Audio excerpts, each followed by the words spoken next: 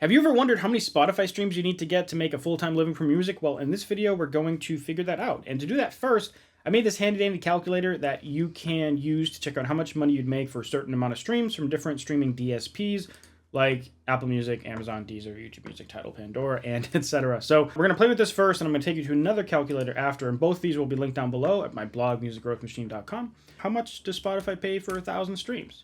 $3.29. What about a million? Well, it's just going to be this times 1,000. So we get $3,300 about. Now, this is going to be different depending on where those streams are coming from. This is a worldwide average.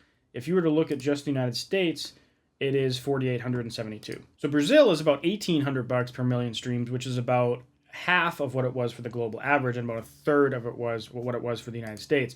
Now, if we look at another country like United Kingdom, it's actually even higher than the United States. The United Kingdom is consistently one of the better paying countries per streaming across all different streaming platforms. So if we flip back to the worldwide average, we can look at Apple Music instead, and we can flip into our worldwide average. You can see already it's double what Spotify was, right? 6,500, and then Spotify was 3,300. So it's essentially double what Spotify is.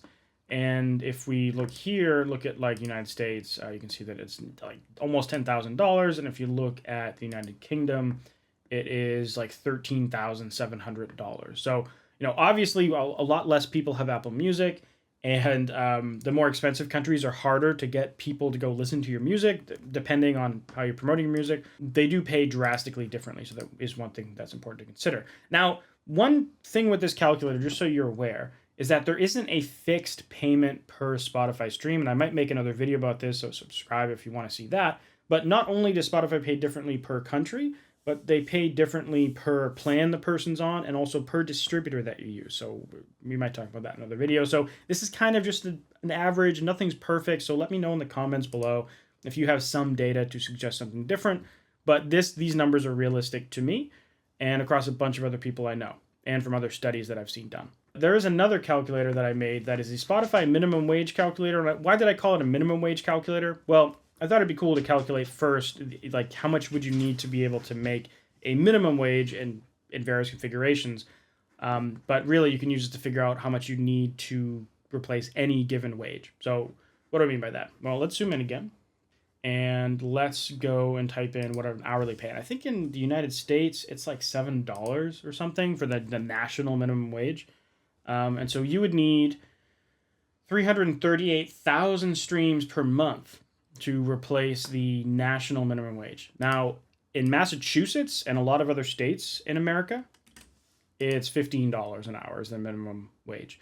So that means you would need 725,000 streams per month, which is a lot. But if you think about it, it should be a lot. You're making a career in music, which is traditionally one of the hardest industries to actually make a living in a world that's like super saturated and there's a million music artists. So obviously this is going to be hard.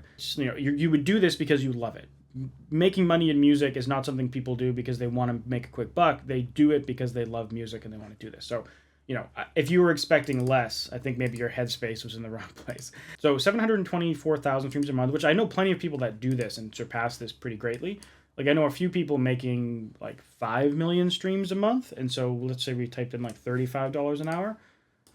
They're effectively making the equivalent of, maybe more than this, like $95 an hour or something, like the equivalent of a $95 an hour for 40 hours a week for working all 4 weeks throughout a month.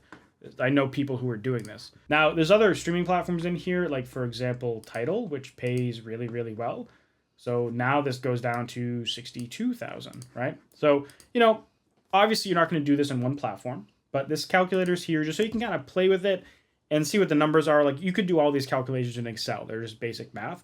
But I thought having a calculator would be pretty handy just because it's inspiring to be able to see, okay, what are my goals? What is my first goal? Maybe it's to replace 10% of your income with your music. 20%, 30%, 50%, and then 100%, right? So if this is what you want to do when you're trying, and the streaming is part of that, then you can figure it out with this calculator. Now I want to pivot and talk about a completely different approach to making money with music. And this is with merch and physical stuff and other things that you would sell through a website or even a subscription product. So here I just pulled up google.com and typed in Basically, this is like if you were making $15 an hour and you worked full-time over a month, you would make $2,400 that month if the minimum wage is $15, which it is in like Massachusetts and I think California and a bunch of other states.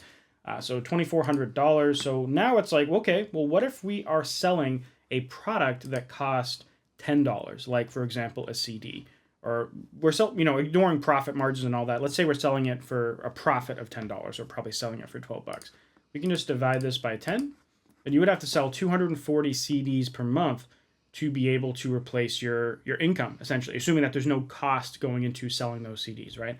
So, okay, well, let me spit this back out. Now, what if you were selling $25 merch packages where the profit margin is $25? So now we can divide this by 25, and now we have 96. So if you have a merch package where the profit margin is $25, so maybe you're selling it for 30, 35, 40, depending on what the products are, then you need to sell 96 of those things per month to be able to replace your income with your music, essentially, right? Now, it doesn't just have to be merch. It can also be a subscription thing, right? So if you had a Patreon tier that was $10 a month, we can just divide this by $10, and we have 240 people that you would need on a Patreon paying $10 a month. And obviously, if you're using a Patreon or some other kind of membership platform, you might have a tier at like, $3, $6, $10, $20, and then so you have a lot of people at the bottom, but then some people higher.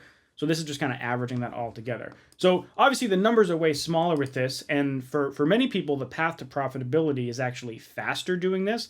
Playing this, I usually call this the indie game, which is different from the industry game of focusing on streaming growth and social media growth and all that. I call this the indie game because it's more like grassroots, building up your fan base one person at a time, and it's more focused around like making money and selling stuff and doing shows and stuff. But this is a very viable path for a lot of people. And the problem with it, though, is that it's often very expensive to be able to sell all this stuff, and it's really complicated to set up all the websites you need. And that's why I created Music Funnels, which is, I guess, the sponsor of this video, but really this is me. I own Music Funnels. And this is a place where for one low monthly price, you can make a website and online store.